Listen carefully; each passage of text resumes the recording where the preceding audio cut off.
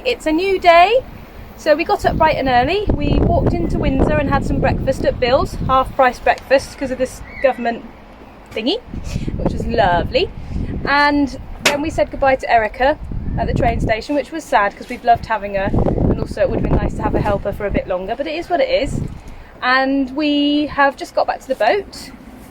So we expected, according to the weather forecast, more overcast, slightly cooler day, so took Jemima up to town in her cardigan and everything, and it's way hotter than yesterday. I mean, it's beautiful, but it is hot, hot, hot. I don't know if you can see this or not, whether it'll come out on the camera or not, but you know when you can see heat bumping off of the rising and wiggling off of a surface, you can see it off the boat. I just wanted to give another shot as well of how beautiful Windsor Castle is. Oh, I just love it. Windsor is such a lovely town.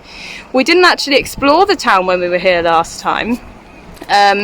We just kind of went past the castle and admired it. I'm so glad we took the time to go and have a look at the town because it is so lovely. It's for clearly a moneyed kind of town. It's got a lot of tourism because of the castle and everything. Everything's so laid back. Everyone's so chilled out. It's such a lovely, chilled out atmosphere here. And it's just, oh, it's gorgeous. There's tours going all the time. There's people on their boats. It's just absolutely stupendous. So we're going to set off today. I'm not sure where we're planning on stopping yet, but we'll see where the wind takes us. So it occurred to me that we haven't actually shown you how one of the London locks work because they're very, very different. So here you go. We're now at Old Windsor Lock and we're going to show you how it goes. So everything is actually controlled electronically here. So Ed's just gone in. Luckily we've got the lock to ourselves at the moment so I can show you without inconveniencing anyone else. Generally they have lock keepers, but sometimes you see a sign that says lock keeper not on duty, so it's self-service. But it's very easy to operate. So I'm just going to close the gates here.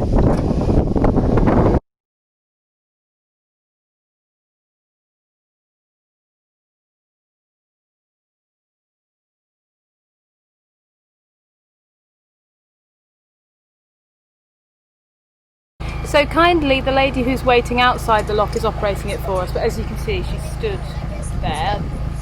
And the sluices, which are the paddles which let the water out, are electronic. So where I push the button to open the gates, you hold down the button and it lifts up the sluices and lets us out. It's much, much, much faster than the others, isn't it? It is. Super fast. No winding and stuff like that. No winding. And also. And Ed's kind of just holding on to the rope, the centre rope here. The usual. Round one.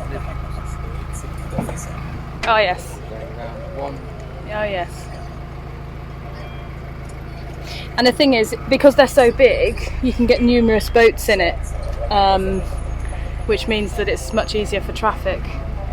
So once the sluices are fully up, which looks like they might well be soon, we'll be on our way.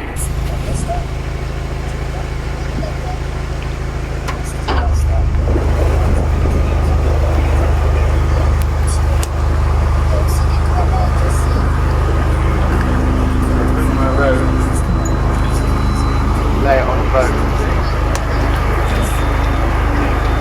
And just collect it on the way past.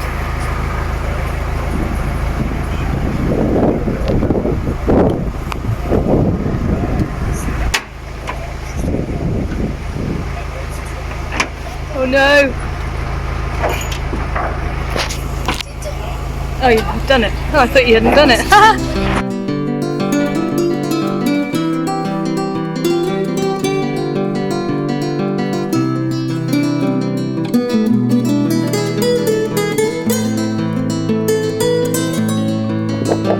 So Eddie, status update, where are we now? We're just coming up to Home Island on the way to Staines. So we're about a mile outside the centre of Staines, which is famous for Ali G and the like. And the like, yes. So Borat? No, Borat was from Kazakhstan. I know he was, but Ali G was from Staines, isn't it? So where do you think we're going to be? Are we on track journey-wise? If you want to have a look here. that's where we are at the moment. We're going to head through Staines and maybe stop and have a nice cream tea. Which I don't think will happen, but it might just. And then we've got to head round this little corner here, Truss's Island, and then we'll pass Penton Hooks Island, which is where we stayed on our way last year coming up the Thames towards Oxford. And then we're going to drop down into Chertsey, and then this little bit here is the River Ware where we came off. So we will be exploring. We're nearly back where we came on. Yes, a new territory probably by tomorrow. So judging by our current trajectory and speed, when do you think we might be at the marina? By tonight, I think we're going to be about 9 miles, which is an easy day's cruise From to Teddington Lock, which is where the tidal Thames starts, and then we've got 5 miles of that to do, but we've got to book ahead. Yeah, once we are on at Teddington Lock, we've got 5 miles on the Thames, as Ed's already said, but then we need to come off at Brentford Lock to get onto the Grand Union. Now we have to actually book that 72 hours in advance, and also we have to be mindful of the tides as well. So we have to do some forward planning. So once we get in kind of stone's throw of Teddington Lock, we need to start booking it now, really, because by the time we get there, it's going to be in 72 hours. But luckily, Ed has also sourced an anchor. Your wanker. For the tidal bit, and so he'll be collecting that on Friday evening. He'll be collecting that on Friday evening. So what we can try and do is coincide that. But we're on track, and it's looking good.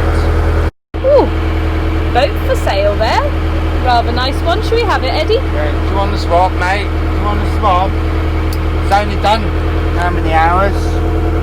Only done 2,549 hours. 2,500 hours this boat's done on the engine. 2,500. Barely run in, that's a wood of these. A bit windswept. So we have moored up for the night at Shepperton Lock. So we're now back where we started when it came to the Thames. So from tomorrow morning, everything we do will be completely new territory for us. Now I must say, Ed's moored up very well today. We've just come from the pub because we went to have a drink in that lovely pub there, which is right opposite the boat. And look at how he's moored the boat. How close it is to other boats. Ready?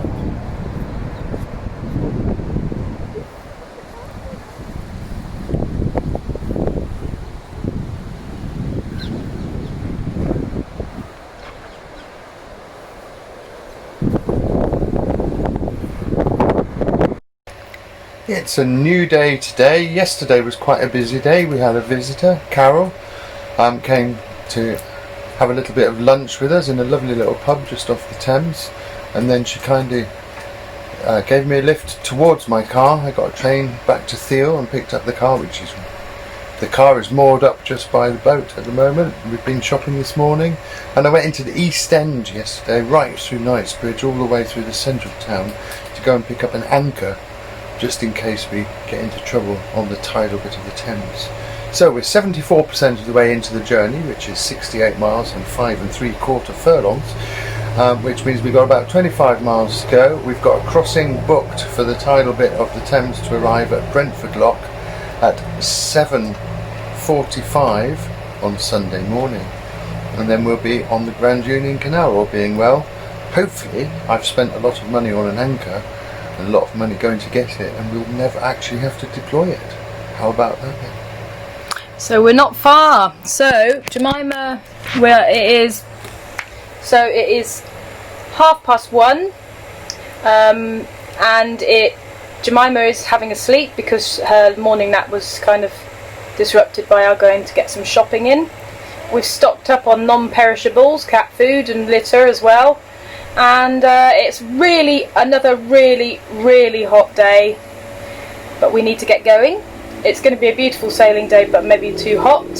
I have got terrible heat rash from yesterday and the day before, so hopefully it won't get any worse, but we're excited. We've got our timings and we're go go go. Boat. Car. Boat. So it's 1:30. Jemima's just having her nap because her morning nap was kind of disrupted because we had to go to the shops to get some non-perishables. We've got, you know, all sorts of cat litter and food stocked up on, just in case. It is the hottest part of the day, but we're going to get going anyway because we've got some journeying to do, as Ed has kindly described. It is really, really hot day today. It's 31 degrees on the boat. Yesterday was 34 degrees on the boat. It's quite unbearable at times, but luckily we do have fans. I've got, I don't know if you can see this, but I've got pretty bad heat rash all over my body and on my arms. But hopefully it won't get any worse. But nonetheless, we're excited that we've got a crossing booked and we are go, go, go. So just to let you know, I've just put some day cream on with some SPF 15. SPF 15? Yeah. Well, I'm very, very proud of you, Eddie Shark. Not quite SPF 50, but it might stop you... under my hat though, and I put some in my head. Good.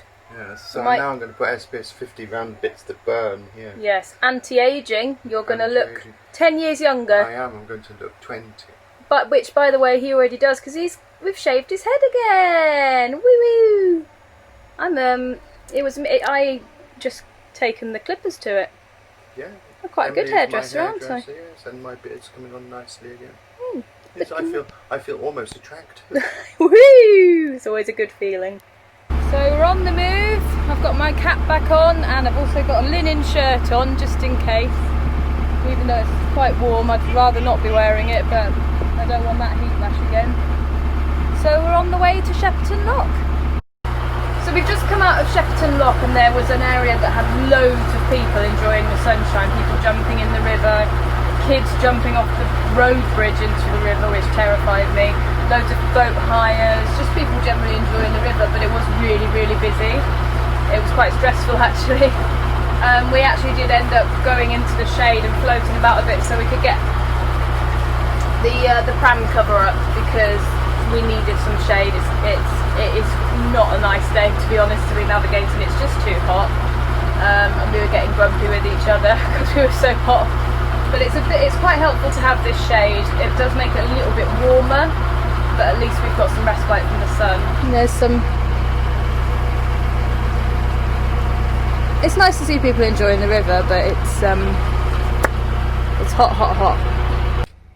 Oh, it's so hot on the boat. Look how sweaty I am. This is not fun navigating weather.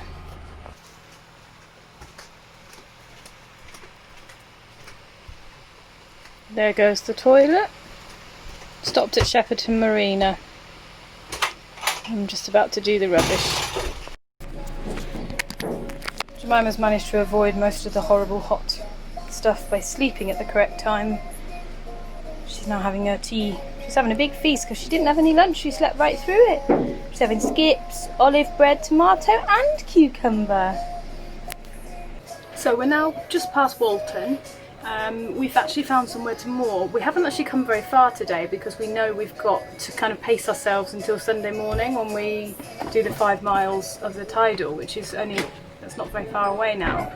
So we found a mooring just off the river on the towpath, and it's a really sweet one, which means, and it gives us a little lagoon between the boat and the bank, so we're going to take Jemima for a little paddle. Well done! That was hard work, wasn't it? Hot work. Yeah. Time for paddle? Time for a sit down for sure. So here we are in our little mooring for the night. Not the most salubrious of places, but it's lovely because everyone's just going past. So many people going past on boats, having a drink, having a good time, and everyone's just really happy, especially now the weather's cooled down. An okay place to stop for the night. We're having a lovely evening here in Sunbury, making a little bit of music the vlog. And we've only got a few miles to go until we get into what's the name of the place? Well, we were looking at Hampton Court. Hampton Court, Yeah, Hampton, yes. was it? Yeah. Yes, so we're getting closer and closer, but we need to find a mooring tomorrow, so we're going to get up super early and slip ourselves into Kingston upon Thames and see if we can find a little place there. And then we'll moor up for 24 hours and then get up very, very, very early to get through Teddington Lock at about 7 a.m. on a Sunday morning. While you're all having a lie-in, we will be going, oh, tidal dams, here it comes. This is the thing that everyone spoke about. We might die. This might be the last video you ever see. Oh no. And on that note, good night. See you tomorrow.